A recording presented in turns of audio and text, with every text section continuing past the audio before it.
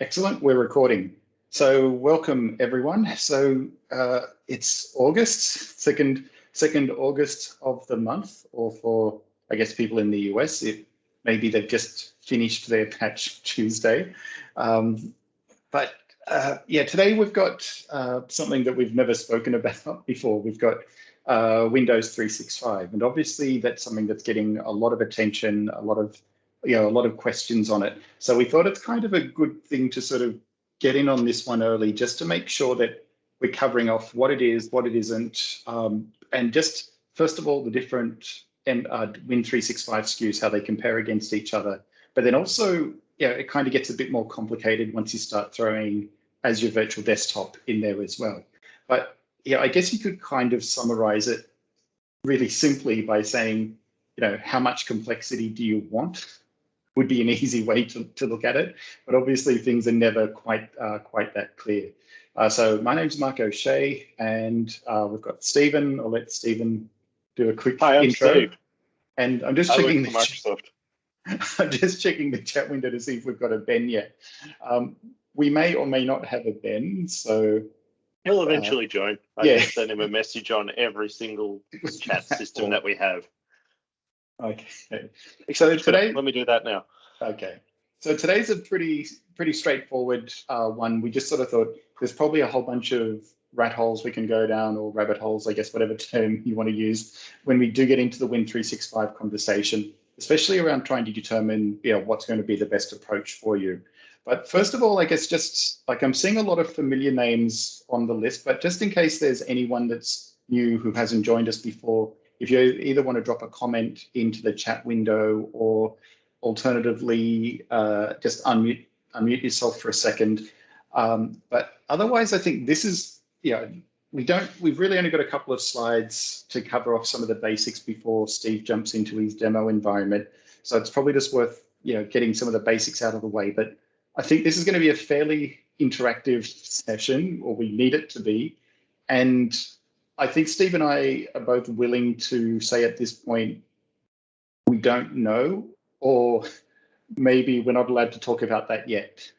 So that might be a fairly common set of answers we get, because the more you dig into this, there are more questions that you start, scratching your head going, hang on, if it's doing things this way, then does that mean the following? So there's a few different things that we can sort of talk about, especially when it comes to Win365 Enterprise. That one, because of its, it basically, you still need some Azure infrastructure for that one. That's the one where you could probably come up with some fairly creative approaches. But then the question is, how creative do you get before Azure Virtual Desktop has made more sense for you? So there's always going to be that kind of trade-off. So I guess just first of all, I'll just switch back to the chat window. If there's, I can't see that anyone's typing in. I'm not actually sure. Do we have anyone new, or is it all? I think it's a lot of mostly familiar names. Hey, Adam. Hey, Adam. Long time no see. You could say that to nearly everyone at the moment. Oh, yeah. I've actually seen Adam before you, more recently than you. Oh, okay. Did he get to have sushi? No.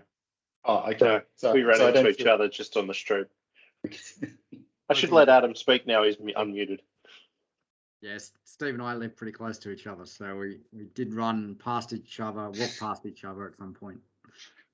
Yeah, I did. At one point, I discovered that somebody that I'd worked with for several years lived 8 doors down from me. It's a small world. Yeah. And it was only like one time when we were walking past each other, and it's like, hang on. And it's like, oh, okay. Whoops. I guess not spending too much time on the street out the front of the house is kind of a common thing these days. I'm assuming now you share a cat. Oh no. So that's that's different neighbors. Oh, okay. And yeah, the neighbor's cat brought me a mouse at 3 this morning. Oh, nice. And it was alive and squeaking very loudly. I bet it was. So there was furniture being moved at 3 in the morning trying to find it.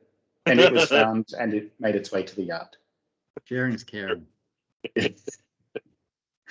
Okay, so with that, let's just jump into the Win365 piece. Now, I guess just some of the things to start off with is that there are quite a few different plans, and for each of the different sizes, there's effectively 3 different, I guess, variations of the same plan. Now, what do I mean by that?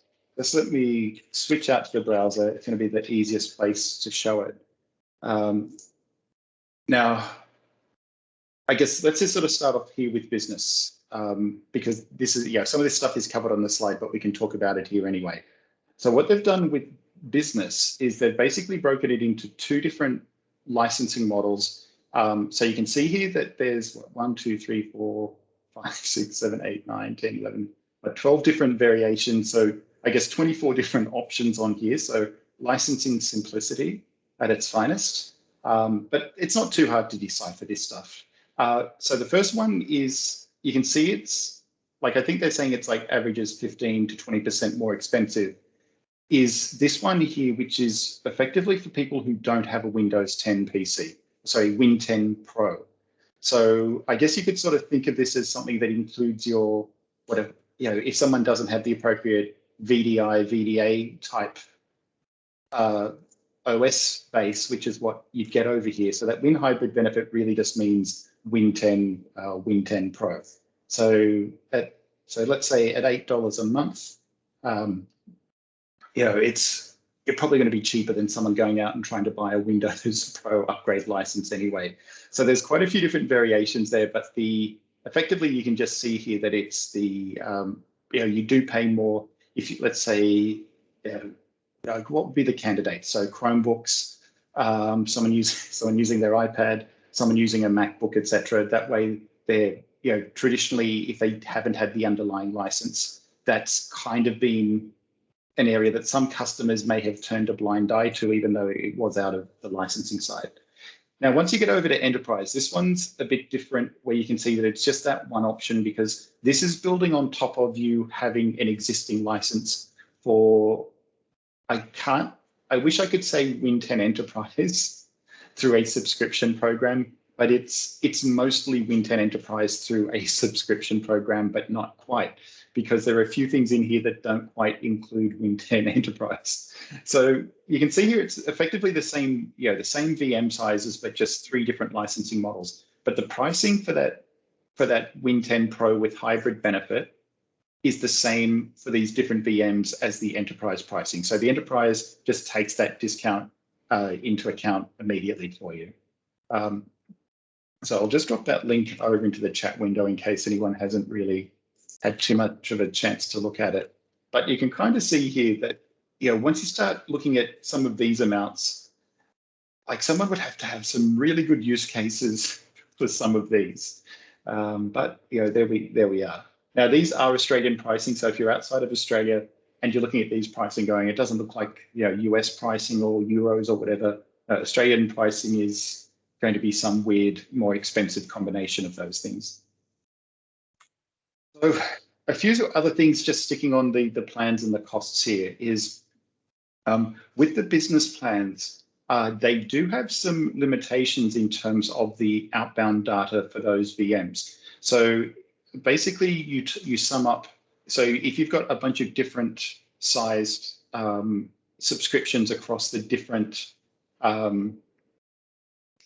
different plans here, effectively each plan, well, not every plan, they're kind of grouped into 2 or 3 different amounts. And it's basically cumulative. So it's not one user gets 70 gig, that 70 gig gets added to the pool. So those of you who've used M365 calling plans, etc., it's a similar thing. Everything goes into a pool. Now, what I haven't seen here is anything around what happens if somebody goes overboard and sets up a BitTorrent client or something on it and starts pumping out a whole bunch of seed traffic. Because remember when we're talking, and you can kind of see here that it's outbound data per month. So those of you who already work with Azure VMs or Azure in general, you know that Azure is charging for egress, and basically that's what's happening here. Now, business is just like the M365 business SKUs. It's got a restriction of up to 300 users. So that one there really isn't any surprise. Now, once you take a look down here at enterprise, this is kind of showing you that most of these are going to have Windows 10 Enterprise in them. Now, I'll kind of keep away from the E3 to E5 kind of conversation, because you can see that, you know, M365 E3 is not going to have, that's not going to have Win 10 E5. Now, the other thing that's kind of interesting through this, and I only just realized it, they don't specifically say Win 10 licensing. So let's say someone just had Win 10 Enterprise licensing, E3 or E5. The way, if I'm interpreting this at face value, that means it would not be a qualifying SKU. I don't know if that's the case or not. I don't know either. But the question that I would posit to you, Mark. How many people have it outside of one of these? No, that's not what I was going to say. Is how would you manage Enterprise without EMS? And if you're using the Gallery app, how would you use the Office versions that are built in there without the M365? Actually, adding that in actually does answer that based on something on the next slide. Because if they're saying that you need to manage it through MEM, then your MEM license would be coming through this. So I guess that kind of answers it. I could see someone kind of having a Frankenstein licensing approach. Construct, yes. Yeah, where we basically, but that's something that we say, don't do it, it's stupid, it's going to bite you in the bum at some point, because there are certain things that you'll see only light up when you get appropriate SKUs as opposed to components of the SKUs, or say components of the plans. So based on my experience working with organizations that do have the Franken licenses, they will, if you get all the correct SKUs, they'll build up to the full license. And the reason why some organizations have that requirement is because of how their EA has been structured in the past. If they're a government agency, there's a whole heap of reasons. Yeah. The ideal goal is you have one license and you just attach it and you don't worry about it, and it's consistent for everybody. That's not the case for most people. Yeah. Just calling that out for you, Mark. Yeah. No. So that's, So with this one, it's, I guess I've still got a few questions around it, but realistically, I guess the other way to view it is, if someone's just got Win 10 Enterprise, why would they use this? And I'm sure someone will come up with an edge case scenario. But yeah, I kind of see this covering most users anyway. Now, the one for me that's kind of the interesting one out of all of these is M365 Business Premium, because the others would tend to have Win 10 Enterprise, whereas this has got a bizarro version of Win 10, the Win 10 Business Edition, which is kind of pro with, I think, one or two enterprise features enabled in it, but it's not quite enterprise. But I'm glad to see that this was specifically called out there, saying that it does qualify. So that's a good thing.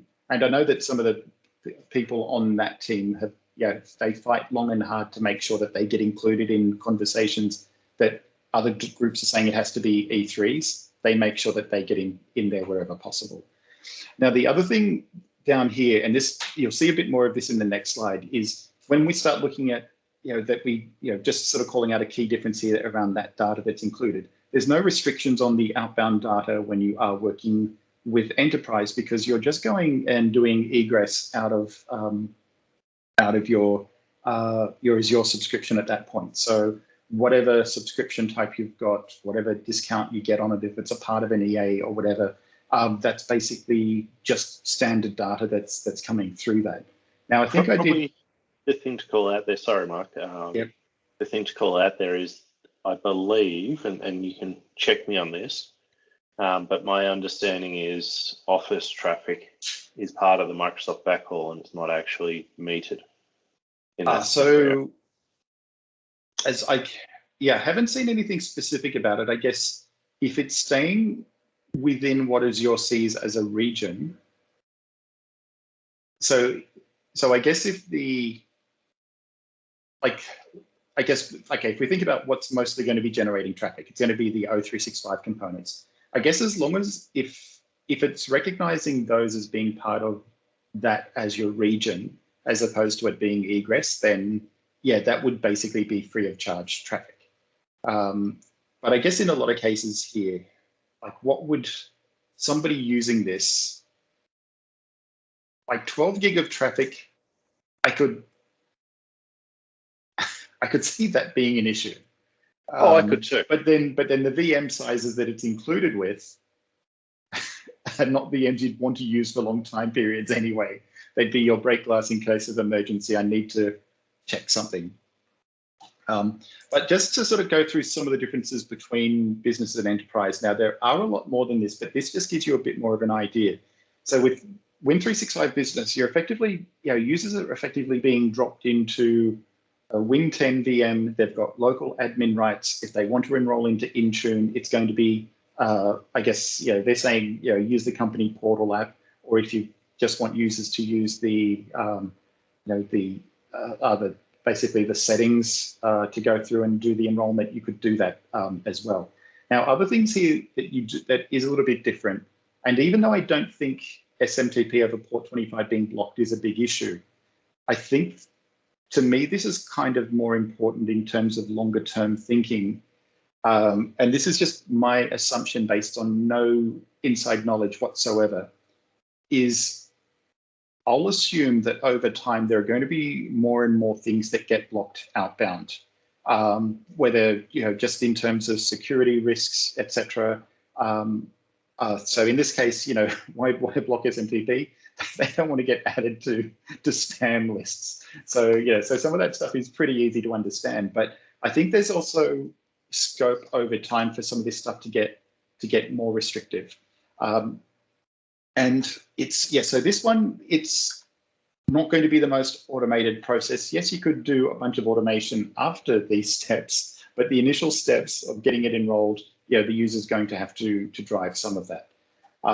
Now, once we get to the enterprise side, all of a sudden, a lot of it, in terms of what you need to do, ends up being a bit more of an Azure discussion. So almost like an AVD light type view, where you have to make sure that you've got that whatever VNet you're going to be dropping these into, or whatever subnet/VNet you're dropping them into, has got line of sight to DCs. If you don't have DCs in there, the other important thing here is that it does need DCs. It doesn't work with AADDS. So we can't use the Azure Active Directory domain services there. So so that's something just to sort of watch out for. So even just sort of this bit here, and I think this is what Rio was saying, as we kicked off the session, was this one starts to complicate the conversation a bit. Where if someone was thinking, I'll just get users to use their cloud credentials to get into Win365, and then I can do a bit more configuration behind the scenes without going full-blown AVD. These extra things you need to think about. You need to think about, well, am I going to be setting up one DC? Do I set up two DCs? So these are things that you need to start taking into account there.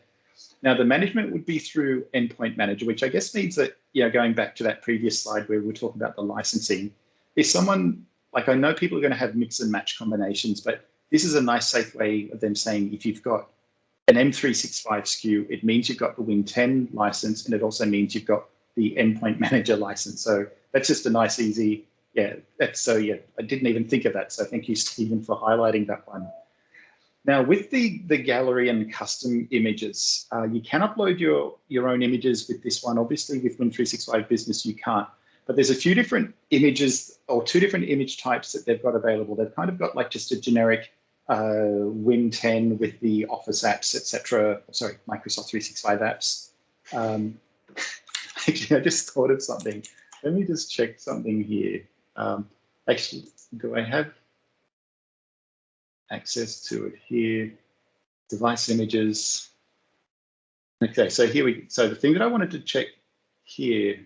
Okay, the thing that I was specifically looking for here was images pre-installed with Microsoft 365 apps. I was curious to see if they said Microsoft 365 apps for enterprise, but it looks like they're finally getting better at not saying for enterprise, because it just makes people ask questions around, does it mean it doesn't support the business versions, even though it's your activation that handles all of that? So here you can see that they've got a few customizations built into it, but then they've also got some this one here, the images with optimization, with OS optimizations. This is if you're going to be trying to, or if you're going to try to use some of those lower end SKUs. So basically they're stripping or disabling stuff in there. And even one of the things I was showing Steve earlier was, if we come back to these plans and prices, they even start calling out here some of the things that you should expect in terms of the experience. So even here with a 4 gig 2-core VM, they're saying it supports the desktop version of chat, you have Teams, but chat and audio calls only. Once you get up to this one, then it says, okay, it supports everything, but it doesn't have any gotchas listed next to it. Whereas the next one now says it supports the following. Now, the reality here is that I'm sure you could still try and it would almost kind of work. It just means that they're saying don't expect it to work well and don't contact support if you're saying, oh, I can't get video streaming well inside of one of these low-end VMs. Their response will be, yes, that is an excellent observation. Thank you for letting us know that you are aware of that. But otherwise, though, there's, if we just sort of jump back to those images, obviously you could sort of upload your own ones, but here they go and they recommend, what it is that you should be using. So realistically, that really low end with the OS optimizations, they're saying, use that just with the absolute lowest entry level model VMs, and then move up to the other image from there. But otherwise, once you start getting into things like custom images, etc., it ends up being an Azure conversation again. And any of you who've been working with Windows and going down the path of sysprep, etc., like it's just business as usual for your image capture, etc., if you haven't done those things with Azure previously. So fairly straightforward. But I guess with Win365 Enterprise, you are still going to need some Azure skills. Now, if we sort of just summed it up easily, what would you need? You'd need to know how to deploy a VNet, set up subnets. Don't leave your default subnet name as default. Otherwise, I'll know exactly what you've done every time I look at your environment. I'm actually looking at myself for that one as well. It's like, oh, damn it. The big one you need to do is set the DNS of the subnet to your domain controller. Yeah. Because it's going to make your life a lot easier. Yeah, and that's just your standard, your standard Azure practices there. Now, some of the things that I'm curious about, I haven't got the business trial yet. I'm actually kind of curious about things here around. I won't talk about it now. I've got some things I want to try when I get my business trial going. There are some things I want to test out just to sort of see if my thinking about how much do they act like a VM in Azure versus are there going to be additional blocks in place? Because there are some things that I'm sort of thinking about in terms of those outbound bandwidth restrictions over the month that I'm thinking, there are some very easy ways to potentially get around that if you could just use file shares in Azure storage and just connect via SMB 3.1, etc. So I guess there could be some ways that you could work around some of those restrictions there. But then, Mark, yeah, there's one thing that you missed there. W365 Business is AAD joined. So as opposed to this one, it is hybrid joined. That's correct. Yes, and that's very big distinction. Which means it's Active Directory joined. Just to be very, very clear, in case anyone's not aware of that. Hybrid Azure AD joined is a branding lie. I can say that. It's AAD registered. Yeah, but it's not AAD joined hybrid. Yes, it is. I understand why they named it the way they did. It doesn't mean I have to like it. Azure AD is sexier than AD. I think that's basically it. But yeah, so look, any of you who've already done any work in Azure deploying a VM, whether you're just sort of running through the wizard, setting up a subnet as part of an existing VNet or whatever, it's pretty much just your normal stuff. I guess the thing where you do start having, you do start getting a bit more control here. And I haven't looked into it deeply enough to see what their recommendations are, but I'm kind of curious around, like, they'd have to have some specific recommendations around network security groups, etc., about the things you really need to make sure are open inbound and outbound in those subnets. But I'm guessing it's just, make sure 3389 is open would be a fairly big one. A final slide before we jump into the demonstration is just in terms of, where would you choose like Azure Virtual Desktop versus the Win365? And I probably wouldn't really do an Azure Virtual Desktop versus Win365 business comparison. They're just too different to each other. So why would you choose Azure Virtual Desktop? If you want Win10 multi-session, that would be a reason for it. If you're happy running on top of Windows Server, so if you've got your Windows Server RDS CALs, etc., and you want to keep leveraging those, then AVD is going to be a good option for you. And if someone really wants that deep control, AVD is going to give them a hell of a lot more than what in a supported manner than what Win365 Enterprise is. So while it's pretty easy to say, I've got three choices now, what path do I go down? I think if someone identifies what's most important to them, it shouldn't be all that difficult to pick the right one. I guess the challenge is that some of the things that maybe, with Win365 that people maybe weren't expecting, such as the hybrid domain join. Some people might go, well, if I'm doing all of that, I might as well just do AVD. And it's like, well, there's still going to be extra management. You're going to have to ramp up in AVD skills as well. So, W365, I think you're still going to be able to get it deployed faster and get up and running. And so if it meets your requirements, it's kind of the easier option. And then also the licensing here. If someone wants to know how much it's going to cost per user per month, Win365 will give you that. Azure Virtual Desktop, well, you too can jump into the Azure pricing calculator and make up some numbers and hope that they somewhat represent what your costs are going to be over the course of a month. So with that, I'll hand over to Stephen. Thanks, Mark. Cool. Let me quickly share my screen, and I'm going to do a quick deep dive into the portal and experience and all of that. Let me know that you can see my screen.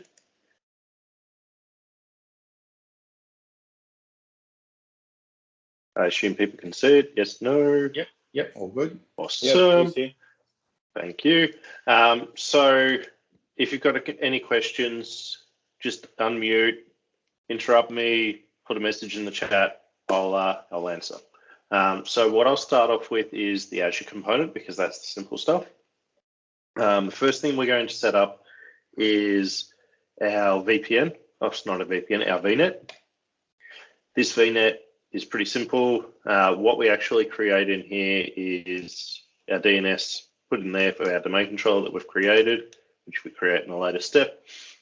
When we go and create all of this, what we have is these private IP addresses added.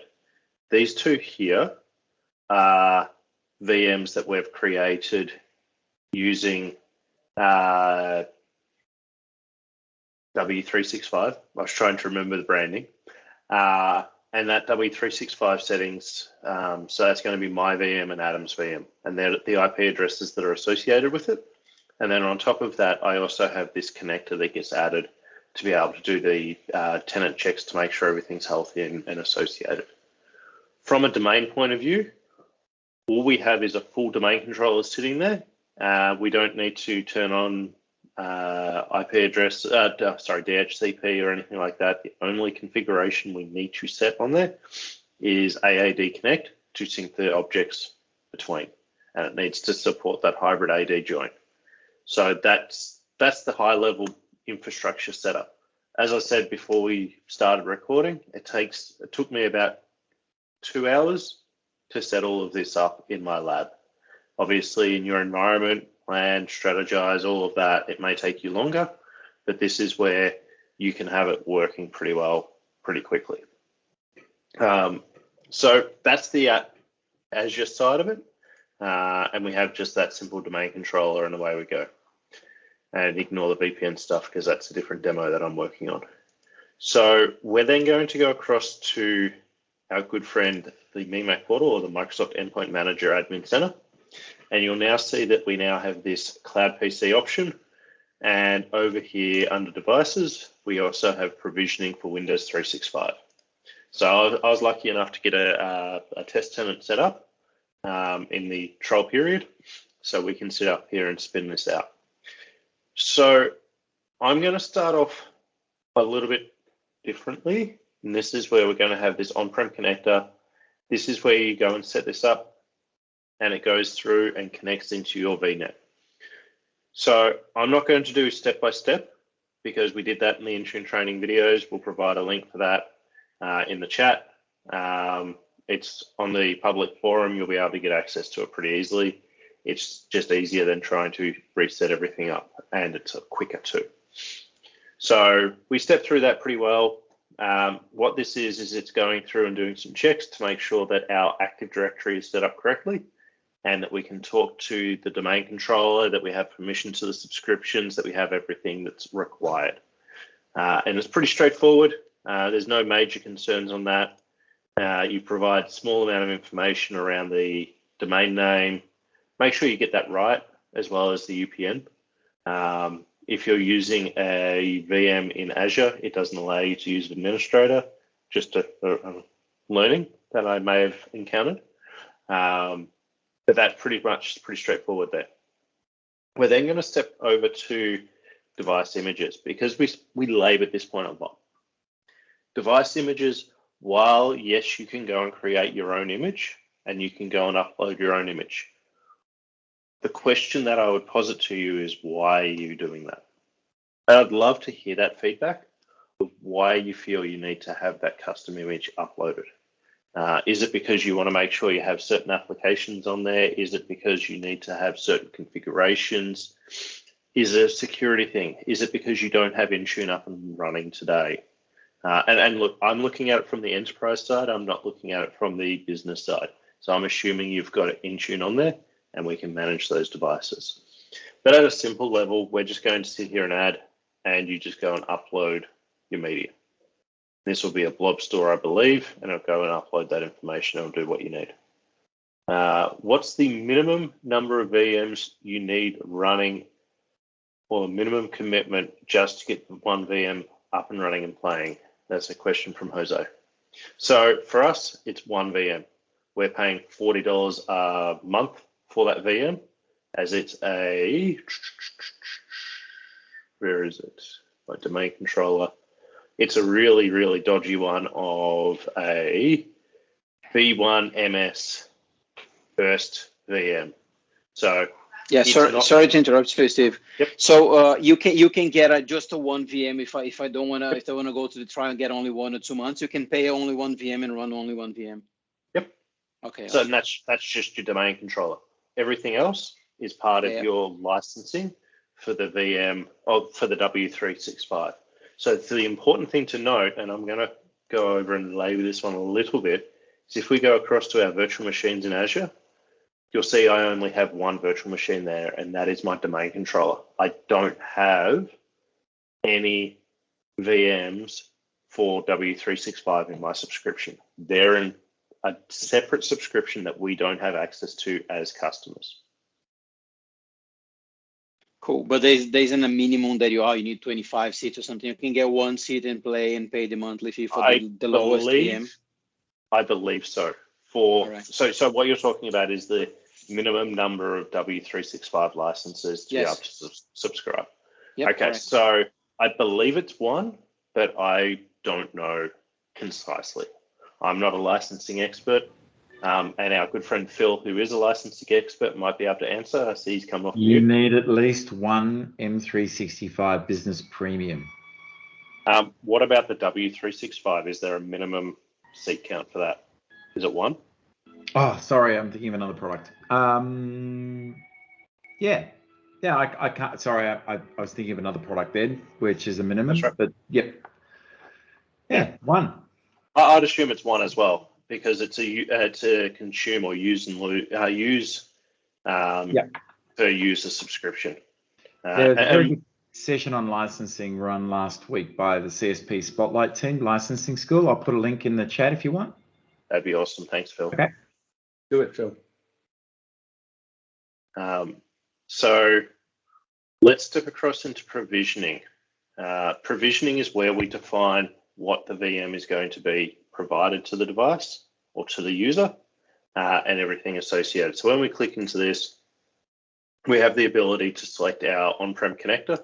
So you may have, if you're a multinational, you may have the requirement to have a different on-prem connector for each region, and we'll handle it that way. Under the image, we can go and select, I'm going to edit this one because it's easy.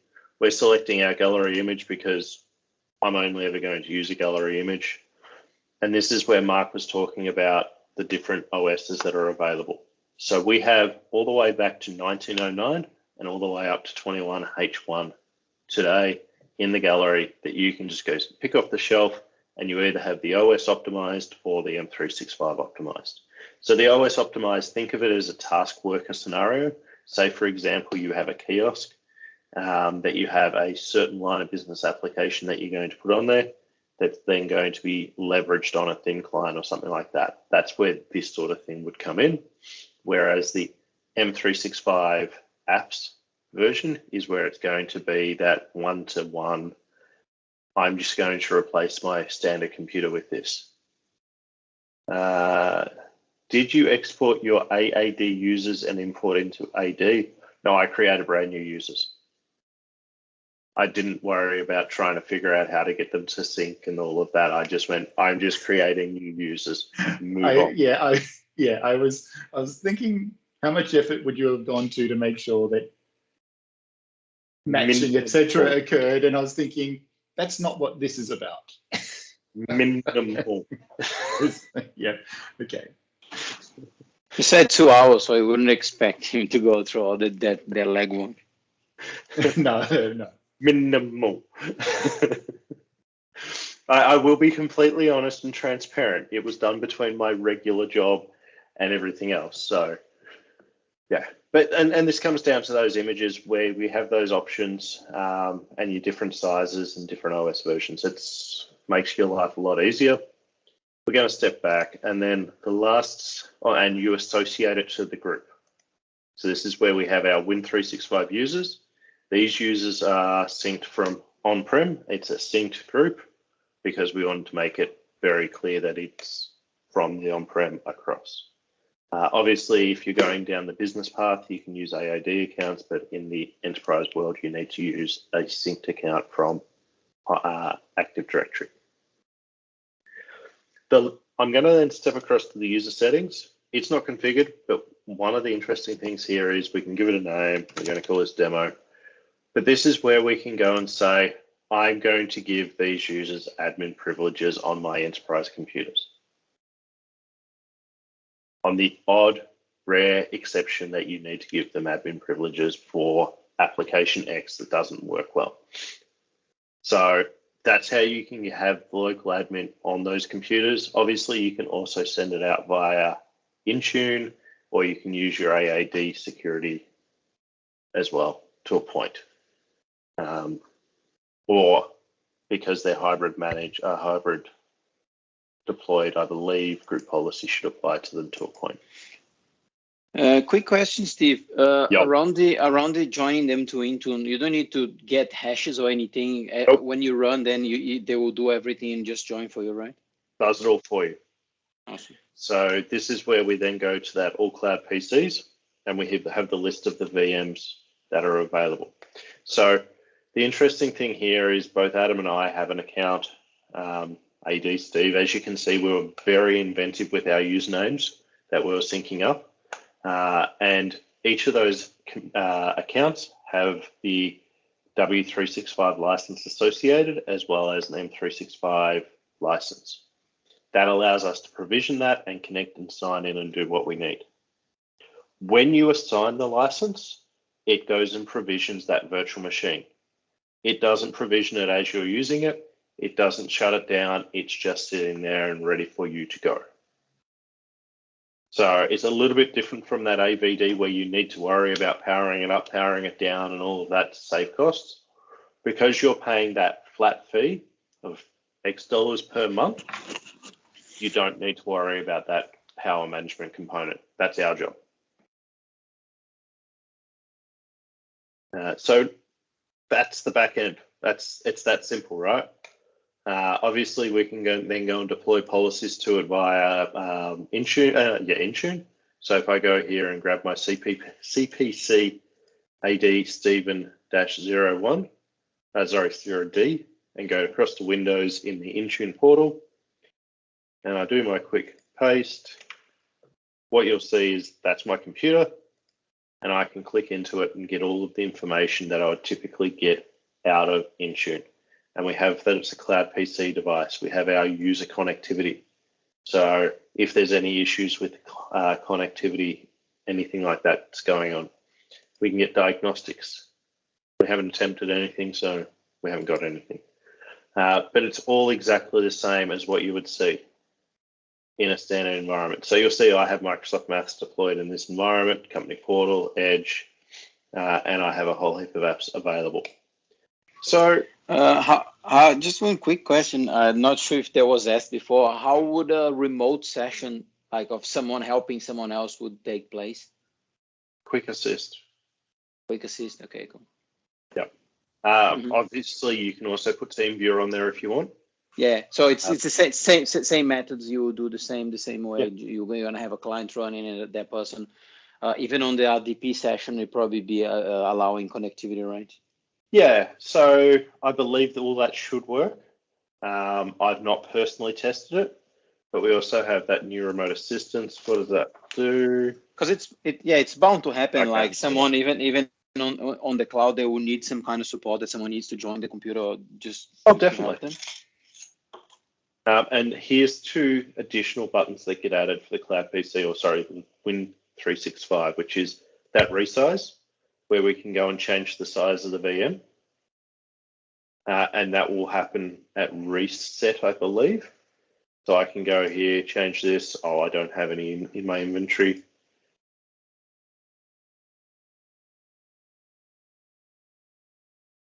Yeah. As you can see, I have very limited licensing because yes. So we're not paying a whole heap for them. On that reprovisioning front, that's if there's a problem with the OS, it's the equivalent of doing a wipe on Intune. And it's just going to reset it and start again. Realistically, it's just going to trash it and then go, okay, here's your computer starting back up. And you'll see that coming through here and reprovisioning it all the way through. I'm not going to reprovision my computer because I want to jump on and do a demo. So the next step that we've got here, actually, let's start on the portal. So there's 3 different ways to access it.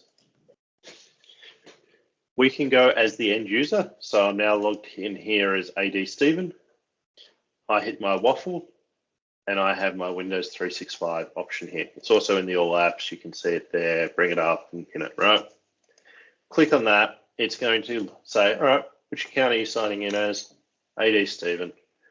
And it's going to pop up my W365 or Windows 365 UI. We have the ability to download the remote agent. Obviously, make sure you do that. You can get the subscription URL and put it into Windows 10, and it will go and sync it all together. But I highly recommend getting that agent installed. And as you can see, there is for iOS, Android, and Mac, the options for getting those applications as well. And you can pre-stage those onto your client computers, obviously. Whoa. Don't hit the back button. Use the proper UI, unlike Steve. So if I had multiple VMs or multiple licenses associated to my account, I'd be able to have multiple VMs here. This naming here, as an end user, I have the ability to name this whatever I want. It doesn't reflect into the admin portal. It's just there for the end user to understand what that is. From there, I can go open in browser. and it's going to open up the rich RD Web UI, and you say, what do you want to allow? I want to allow my clipboard, microphone, and printer, and of course we want to do file transfer because we want to copy and paste stuff in. And we give it our username and password, which is because I've already used this computer, it's cached it and auto-populated it for us. And there's our Windows 365 session. And if I click on Start, and you'll see here I have my company portal application.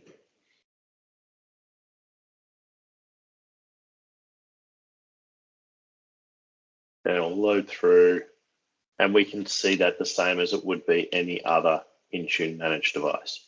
I can then go, all right, go and install Power BI. And I'll go and install it. And I'm just a standard user on that computer. I don't have admin privileges. So if I go here, right click, Windows PowerShell admin, I don't have that admin privileges on the computer, so I can't go in and do stuff. So it's secure on that front. So that's giving us the ability to get access via the waffle, which then bounces across into the W365 or Windows365.microsoft.com page.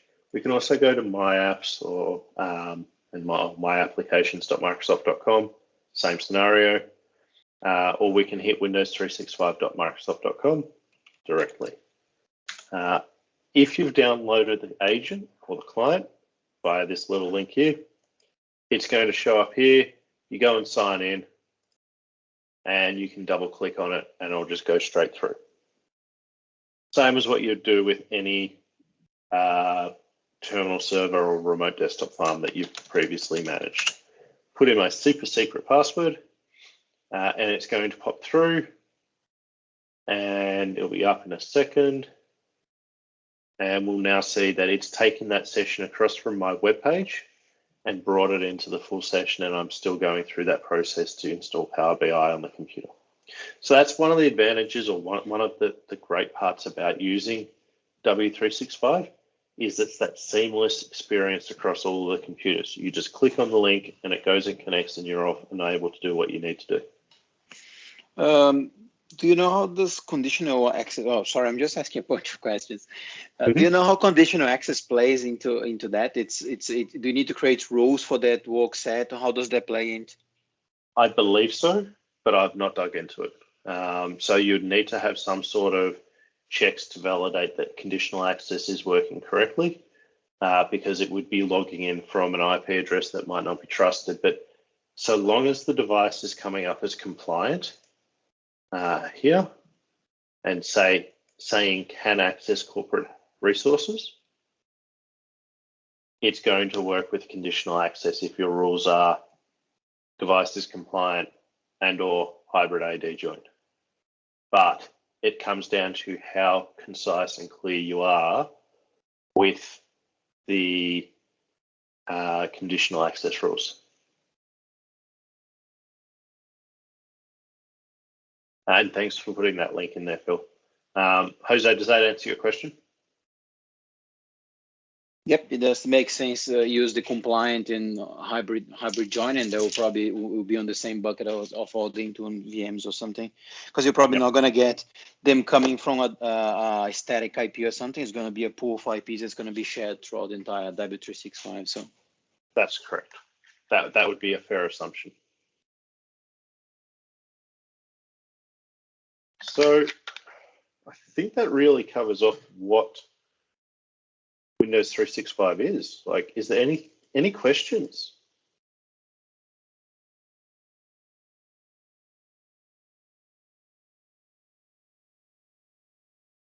Wow, nobody has any questions. So Steve, what's the ultimate use case? Where's this the killer app? Realistically, there's two scenarios that I see as the big killer app, right? BC, so business continuity, hugely important, right?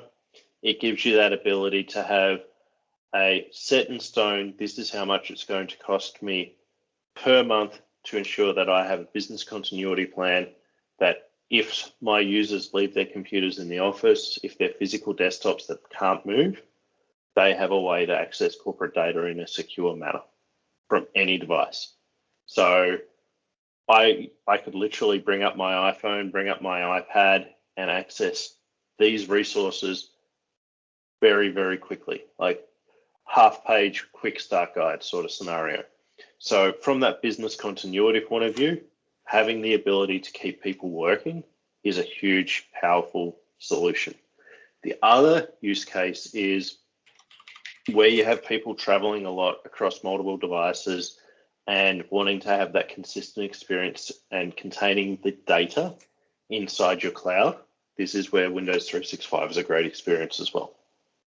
So there's part of the thing to note is the connection from the Windows 365 VM all the way down to the client computer is only using the RDP traffic. So it's only sending that RDP traffic up and down, which is really, really lightweight. So you don't need a high-speed internet connection. So there's stories that are already cropping up of people that have been using Windows 365 for testing and evaluation purposes inside Microsoft that have literally gone on a trip, personal laptops, sitting on airplanes, working through the whole time on the same document, not even having to worry about what's going on. Now, like, think of it if you're a consultant where you need to be able to just quickly get access to your VM back in the office or your code, you could have that sitting there as well. So rather than sitting there and spending $5,000 on a ridiculously expensive laptop, you could turn around and go, well, what I'm going to do is I'm going to give you $1,000 Surface Go, and then you're going to go and connect into my W365 and offset that cost over 5 years without having to pay for it straight up front. And so this, you'd see this as a direct competitor like Citrix VDI. I'm not in a position to answer that. That's fine. Yep. Unfortunately, yeah, that one there I'm not allowed to say anything about. Sorry. No worries, I understand. So Rio's found it so convenient to have the cloud VM ready to go at all times rather than spinning up local VMs. That's exactly the use case, right? So literally, while Mark was doing the demo today, doing the intro today, I went into get my VM up and running and get my lab all up and working. My domain controller was offline because it's a burst VM, so all of the RAM had been leveraged, so I had to restart it, so it started again. It took me less than 5 minutes to get my environment up and running, and once that domain controller was there and the line of sight was to that W365 and domain controller, everything was happy. In a real world, obviously, you'd be spending real money on your domain controller and keeping it up on a better scale, and you wouldn't have that issue. What that means is like, look, I close my session, completely gone. I can hear open in browser, allow, just connecting through, submit. And that's going to have me up and connected and I'm working away. I think having those options is really powerful for businesses as well. So you can have, Yep. like you said, some users might have E3s, some might have E5s, and then you've got this additional ability with Windows 365 that fills another gap. Yep. And also think of it as you've got consultants coming in and you say, all right, you're more than welcome to use your own laptop, but to do anything in the corporate environment, you need to use Windows 365. And you have that known cost of how much extra it's going to cost for that resource. So Rio, I see you've got unmuted. Do you have a question?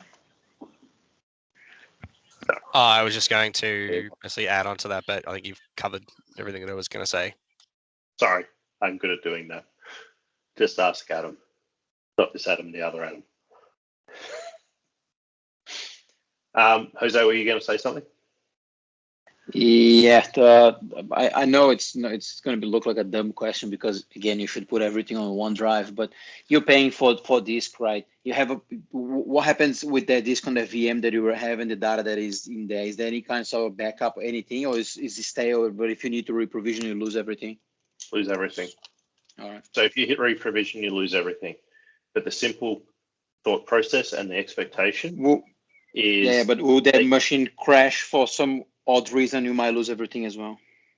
Well, yeah, but again, this is where you have that statement of OneDrive for business, no Yeah, on-folder I know. move, and or if you're wanting to use a third-party product, fair enough. So long as you have that redirection in place, that's going to ensure that you don't have that risk. And you're happy to pay for the egress traffic and everything. Well, yeah, and that comes down to mapping that out. Yeah. So, Phil, I don't know if you were on the call earlier when we were talking about it, with the egress for Office 365 and OneDrive and all of that, is that included in the Azure egress?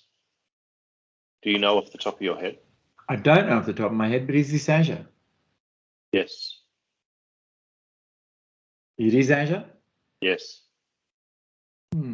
Okay, well then, and you do have to buy Azure Network, don't you? Yes. So you have an Azure network. Yeah. And I think it comes down to how where it's going through is the simple answer. So there's going to be the egress charges. Yeah.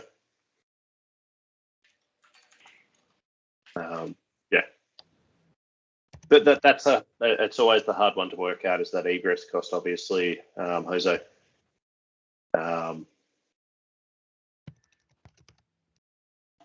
Yeah, you want VMs, you're going to need to pay the price for that cost, because Microsoft's not going to take it, which it changes as I don't remember the guy's name that participated on the last Intune training video, but like Christopher. Well, yeah, Christopher. Once you have Azure AD only, you get rid of all that stuff. You don't need VNets, and away you go with that stuff, and it's just. Yep. So this is still routing through my VNet. And this is where you've got that 10.0.0.6. If I go across to my VNet over here, it's using this IP address here. I just don't have the ability to access the VM that's attached to. But I can see it here, and I'll go, nah, not found. So this is where you've got that cross-subscription resource group there. What that means is all of our traffic is still going to go through that VNet in and out. Yeah, fair enough. So, yeah. Steven, yep. would you share this recording? Why? Because I missed the beginning, 10 minutes. Would it be? I mean, it would be great if you share the recording. Yeah, so it'll definitely be posted. I believe Mark's recording it in his tenant, and we'll get it shared out at the end of the session, if that works for you.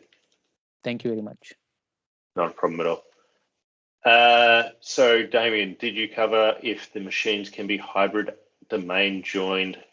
Sorry, you came late. So the simple answer is, as Mark stated in the chat, the simple fact is, if you're using Windows 365 Enterprise, you have to do hybrid AD join today. So this computer here is, if I go here and do DS, reg, CMD, status, and there's a bit of a lag on this computer because I'm doing VM inception. What we'll see here is domain joined all the way to the top. So it's Azure AD joined and it's domain joined. So you can see that it's hybrid AD joined. And we can see all of the information about that object. So very much fully supports that hybrid AD join today, and I believe will for a while. And it's going to make everything do what you want. And when you go the enterprise SKU, it also expects that you're going to have that Intune license there, or EMS license there, to make sure that you can manage the device as you normally would an Intune device. The important thing to note on that, though, is you don't have to worry about the Intune connector for Active Directory and the autopilot components for hybrid AD. Because you have line of sight to your domain controller, it goes and sets it all up for you.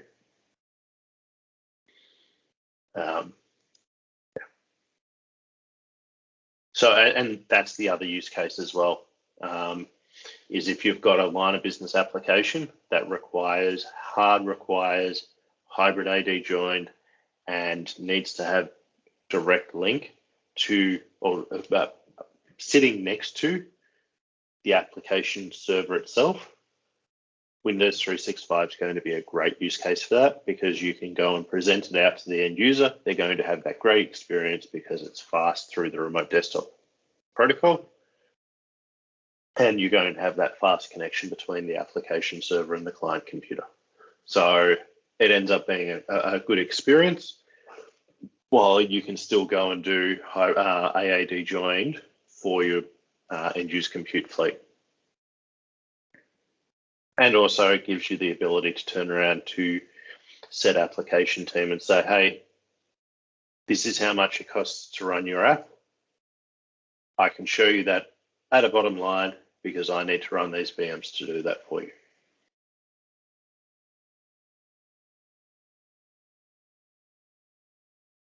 Oh, I'm sitting with bated breath. Phil's typing.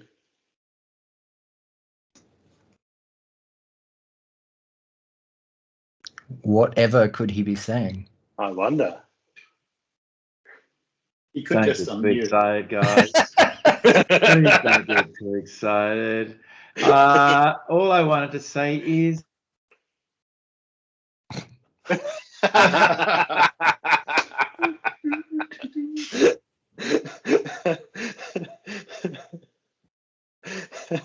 thanks for that, Phil.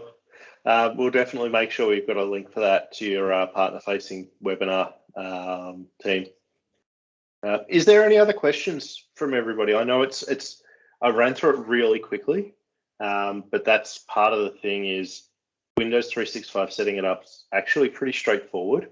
Yeah. And after you've gone through that initial setup, maintaining it's super simple, like to the point where I could go create a AD object, put it into the group, and within an hour they'll have a VM and W365, so long as licensing and everything's associated correctly.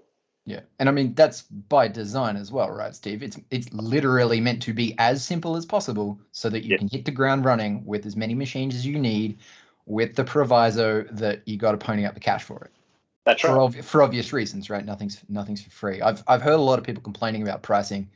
I think people would probably complain about pricing regardless of the actual cost of a thing. You just need to understand that at the end of the day, this is moving away. This is outsourcing infrastructure and configuration, even of just AVD. Yep. So you don't need to worry about it. So you pay for that ease of use. Yep. No, and that's it. It's taking out the requirement to go and use Packer and automation and or going and building a bespoke image in AVD and using an off-the-shelf image, and it just works. Yep. I'm actually curious how many people, like show of hands or messages in the chat, how many people on the call would be looking at using a gallery image compared to a custom image? For this specific scenario? Yeah, for this specific scenario.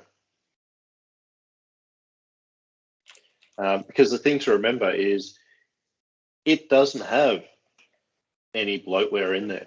Yeah. Like you can't turn around and go, I've got this got this image from a third-party vendor that's gone and been paid by company X to say we need to have this application on there. Yeah. So curious around the custom apps, Damien, would that be beyond what you can deploy via Intune? And feel free to tell me to sod off, but I'm just curious here. We're not an Intune house at the moment, so until I get my head around Intune for deployment, so we use, because we're largely on-prem fleet at the moment, we use product called Case. You may or may not have heard of it. So we do a lot of scripting, deployment of apps through that. Yep. So it would be, would we continue using that same mechanism and deploy an agent on on this type of thing and just push out the apps the same way? Yep. Because we've got a couple of apps which are very old-fashioned pain in the ass. One is copy a bunch of files, execute a batch file, and put some shortcuts in a place. And we have another one that is deploy these 5 different components that are all separate. If we could successfully engineer that in Intune, then sure, yeah, we do that with Intune, right? But because we just don't have that experience at this time, it would be what's the lowest barrier to entry? That's just to do exactly what we do with the other fleet. Yeah. So probably the lowest barrier for entry, and it's going to sound silly and Ben's going to just yell at me, is to get the case agent silently deployed via Intune. Yeah. And then go and deploy it as you normally would. Yeah. Yeah, that's definitely the easiest way to sort of get across the line. Use Intune to deploy the agent so that you can continue doing what you're doing until such time as you have the free cycles to figure out how easy it is to migrate the deployment packages that you've got. And I mean, even just from that initial thing that you were saying, it doesn't sound like it would be super difficult to repackage those things, especially if it's like you've got multiple different packages that need to be deployed, even if it's in order. That would be a fun little challenge, but it wouldn't be the end of the world. Yeah, it's just building that skill set, and it's something that we've all had to do and completely understand the situation on there, and it makes sense. I think that would be really useful for like for on-prem shops to have like just a custom image with all the apps, like those guys that are not into or not anything, or like on a DR or something. They were hit by ransomware. They send their own image, they deploy 100 VMs, and just give people access, and that's it. Off you go. You don't need to deal with anything. Yeah, definitely. The other use case I can always think of, primarily because I have a machine sitting right behind me, architecture firms. Again, they're like the one use case or industry that like still to this day I can always go, well, that's not going to work for Intune, because a lot of their products are like, their core business applications are 10 gig plus for installation. So if they were going to go down the route to be highly available in a cloud-based environment, and they wanted to install AutoCAD and all that fun stuff on their cloud machines, the only way that they would actually get that off the ground would be to provide custom images with the software pre-installed. But it's not that different, right? It's just a layer on top, and potentially that gets down to if they were doing AVD, they'd be using Packer, they'd be using something standardized for that. I haven't gone down the rabbit hole of providing custom images because I wasn't on the Intune training video, but I could imagine that it's not super complicated to provide that image and just get it provisioned. Yeah, so I'll be completely honest. In the Intune training video, we didn't go through custom image. Oh, sweet. Because we're wanting to go that lowest bar of entry. Yeah, and that's for sure. Use the gallery and then layer in those applications as needed. Yeah. And look, I get the point, Jose, around I want to have my gold image for business continuity. Yeah, don't say gold image. Yeah. No, don't take me wrong. I think I'm going to trigger you never need that if you had an environment deployed via Intune and cloud supported. But there's still a lot of companies that have everything on-prem, and if they lose their SCCMs of sorts of stuff, they don't have anything on any way to get back. And I've saw recently some cases working like on massive companies where they got hit by ransomware and they had to shut down SCCM, so they lost management over all their devices. Yep. And here's the interesting part, right? Conceptually, and I say conceptually because I haven't tested it, but there's no reason why you shouldn't be able to use co-management for Windows 365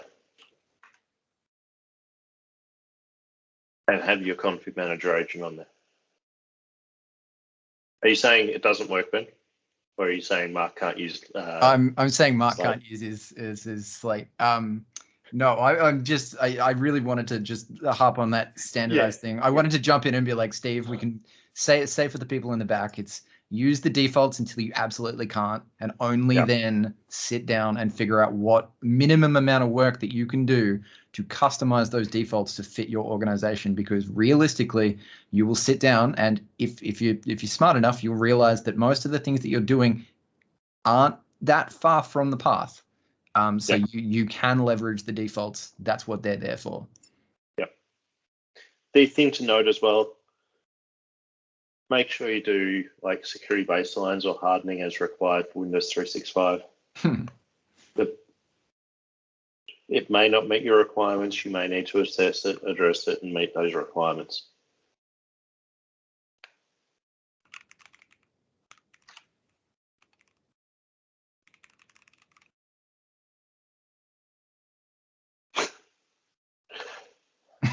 Wow. Kaseya. Wow. Did everyone see the tweet that came out? Someone dumped the global unencrypt key for the Kaseya ransomware attack. It's absolutely fantastic. Oh yeah. No more Bitcoins for them. Cool. Is there any other questions from everybody, or are we all questioned out and at awe and how easy it is? I know I am. That's only because you saw the last part where it just magically works. Exactly.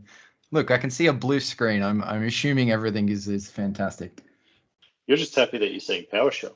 Yeah, that is correct. And the purple wallpaper. And that's probably something to call out, is the purple wallpaper is Windows 365. The blue one is nice. Windows 10.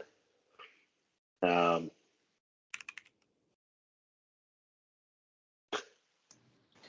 to mention, Windows 365 runs, sorry mate, to run of you, it runs Enterprise or Pro?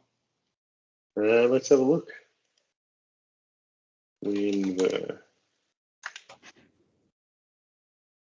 Enterprise. Yeah. But that also comes down to the license associated. It might be UE5 that is deploying the Enterprise on top of it. That's correct. Damien, you were going to say I was just gonna ask, has anyone tried doing anything crazy like video editing on a machine yet to see how it actually goes, if it'd actually be a viable Adobe Premiere box in the cloud kind of thing? So, Damien, at the moment, it doesn't look like there's any GPU-bound options as far as hardware provisioning. I do believe that is going to be a thing that happens in the future. But I am not the marketing arm of Microsoft, so I'm not going to push that narrative any further. But one of the first things that everyone said was like, sweet, I can have my Bitcoin miners in there. So I mean, at the moment, GPU bound builds just aren't a thing. But the demand is there. I mean, it goes back to the nice tail. It's my mustache. It's alive. Yeah, it's great. That sort of goes back to the same use case that I always talk about, which is the architecture space. You know, they would really benefit from that GPU bound cloud provisioning. So look, I think it's going to be there. I just don't. It's just not available right now.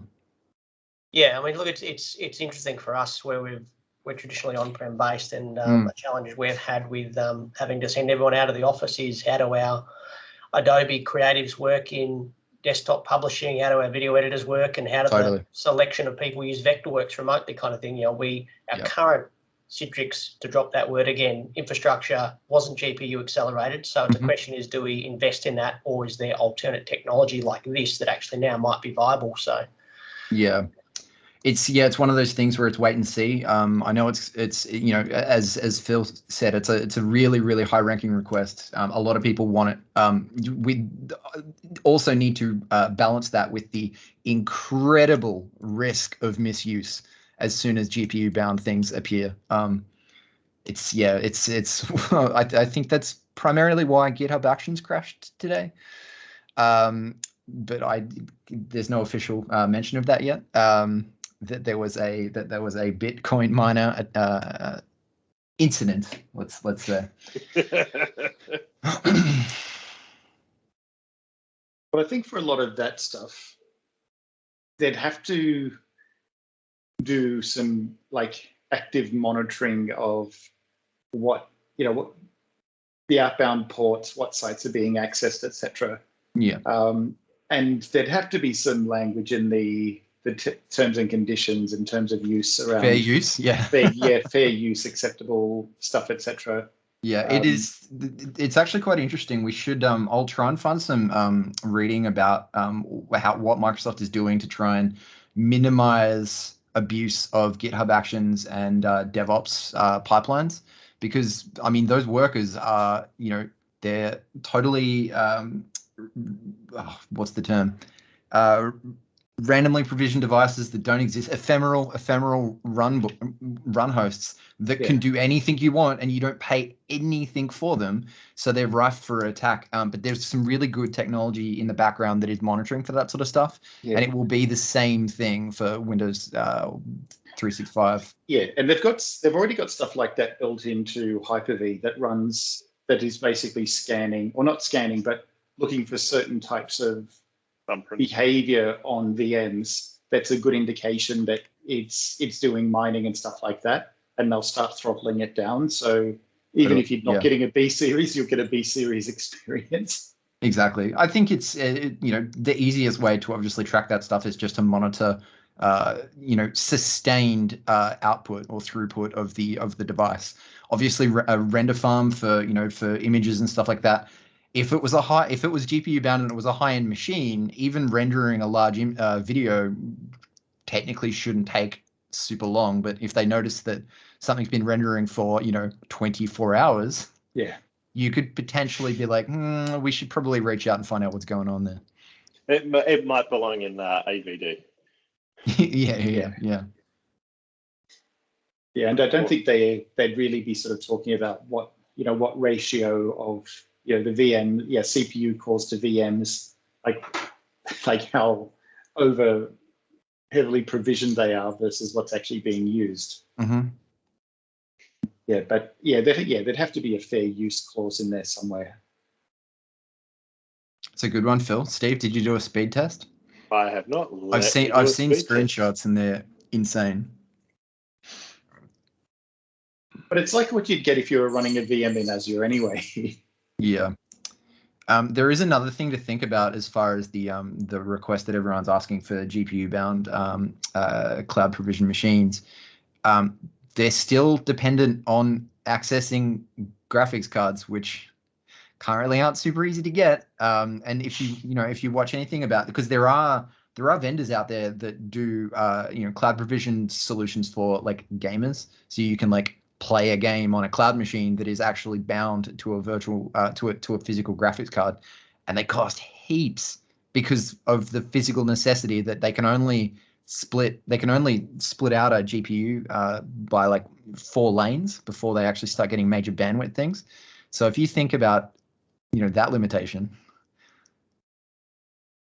oof. So I'm going to be working on 365 going forward. So that's actually pretty funny looking at those results. The thing that will make Microsoft money is the thing that's a lot better, the upload. Yeah. Man, my torrent box is going there. I didn't say that out loud. Yeah. I think that's they're the kinds of things that I think it's like, oh, why is this machine establishing 7,000 connections every second? What's going on here? This is like tuning into a very exciting movie, watching that. Mm-hmm. Tech excitement. I wonder how fast the playing of Netflix through here would be. They've probably got those channels throttled-ish. Not that I could imagine there'd be any point in throttling that sort of stuff. It's your data. Yeah, probably they would have cache servers in there, not throttling. Potentially, yeah. I think Netflix even give it to the ISPs, the caching stuff for that stuff. So it probably makes sense for them to cache there. Yeah. That'd be interesting. Because that would be just ingress, not outgress. It's true. Outgress? Do you mean egress? Yeah, that thing. My words broke. Why don't we just call it in and out instead of egress and ingress? Exactly. Imagine if they called the burger place not in and out, they called it ingress and outgress, egress burgers. Yes. What the hell? Be delicious, I'm sure. There you go. Thanks, guys. I love your sessions. Okay. They're Okay, always Phil. great. So, dinner call. Yeah. Bye all. Okay. Catch you later, Phil. Sounds Cheers, good. Phil. Is there anything else anybody wants me to test on the VM? Or do we want Can to you- drop the yes, sir. recording and then talk? Yeah. Can you run the print nightmare batch file? We see if you get admin. Gonna go with That no. was tested already. Don't worry. No, I'm not doing security testing on this. Hey, when they say about It's being recorded. Sorry, Damien. when they say about the cores, do you think it's going to be, because they're all VMs, obviously, how contested do you think the cores are actually going to be? Are you going to get 100% full use of that core if you need to hammer that core? Or are you actually still going to be suffering CPU wait times and that kind of stuff? Depends on how they load up the infrastructure, which means you're not really getting 100% of that core that you're paying for. So I'm thinking that you're probably getting the full thing, because normally if they've got VMs that are shared core, normally they'll tell you shared core. Yeah. But here they're not really saying one way or another. But considering the premium you're paying as you bump up, it would be like, I'd be surprised if they weren't dedicated cores, but nothing to really back that up though. So, and this is based on my knowledge before I was working at Microsoft. It may be different. It may be whatever. It could be taken and leave it sort of thing. But I know with Azure Stack, which is based on the Azure concepts, there is no ability to over provision RAM and CPUs. So you have to have the cores for the VMs that you're running. And my gut tells me, but this is a guess, my gut tells me is that that's how Azure's set up as well, just so you don't have that contention issue of noisy neighbors. Because when was the last time you had a noisy neighbor, unless you were using like a B series or you know the word that I'm going to say, Ben, the transient VMs and the all those sorts of things. Those ones there where you know and you're paying less, the spot VMs, that's a good chance that they're going to be shared. But for the spot VMs specifically are designed to be on shared hosts and shared cores. Like that's the leverage. That's why they're cheaper. Mm-hmm. But Azure doesn't have that. Azure, other than those spot VMs, don't explicitly say they're shared. So my assumption, my thought process, and again, all disclaimers, I don't know, that they would be dedicated cores to those VMs. Yeah. That's a really good question. I'm curious now.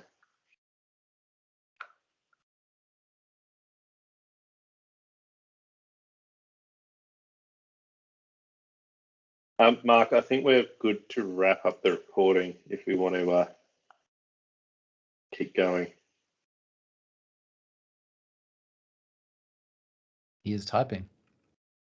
Oh, Mark's typing. Or he's away from keyboard and he's just got his cat typing on the keyboard. Either way, it's going to be important. Yes. And Ben's typing. I'm not typing. Cat pushed power. Yes.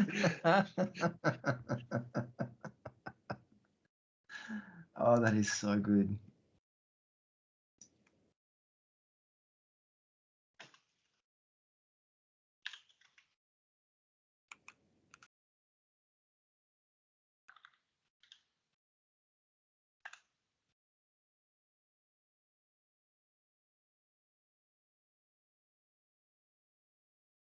Oh, that's funny. I think I've got an account on Mark's tenant. If I jump into that, will I be able to stop it? Yes. Okay, let me see what I can do.